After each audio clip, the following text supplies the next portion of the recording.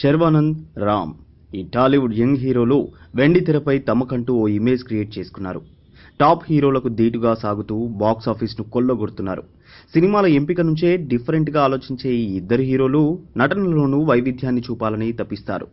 ముఖ్యంగా శర్వానంద్ గమ్యం, ప్రస్థానం, జర్నీ చిత్రాలతో నటుడిగా సత్తా చాటాడు. రీసెంట్గా వచ్చిన శతమానం భవతితో శర్వా రేంజ్ మరింత పెరిగిపోయింది.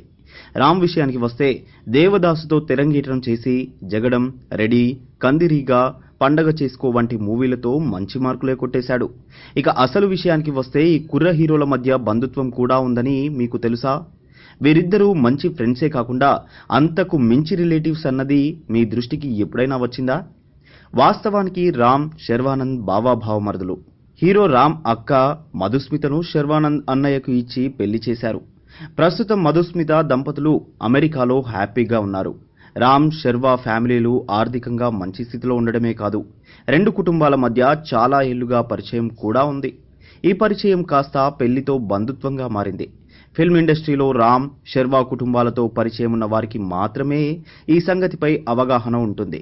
తామిద్దరం బావాభావమరుదులన్న సంగతి రామ్, శర్వానంద్ ఎక్కడా చెప్పలేదు. బంధుత్వం ఉన్నా లేకున్నా తామిద్దరం మంచి ఫ్రెండ్స్గా ఉండేందుకే ఇష్టపడతామని చెబుతారు. అంతేకాదు, సినిమాల ఎంపికలో ఒకరికొకరు సాయం కూడా చేసుకుంటారు. ఏదైనా కొత్త కథ తమ ముందుకు వస్తే వీలైతే ఇద్దరు కలిసి వింటారు. తమ ఫ్యామిలీల్లో ఏదైనా కార్యక్రమం జరిగితే రామ్, శర్వానంద్లే సెంటర్ ఆఫ్ అట్రాక్షన్ గా నిలుస్తారు. వీరిద్దరే కాదు, టాలీవుడ్లో బంధుత్వం ఉన్నవారు మరెందరో ఉన్నారు. అలాంటి వారిని మరో వీడియోలో మీ ముందుకు తీసుకొచ్చే ప్రయత్నం చేస్తాం.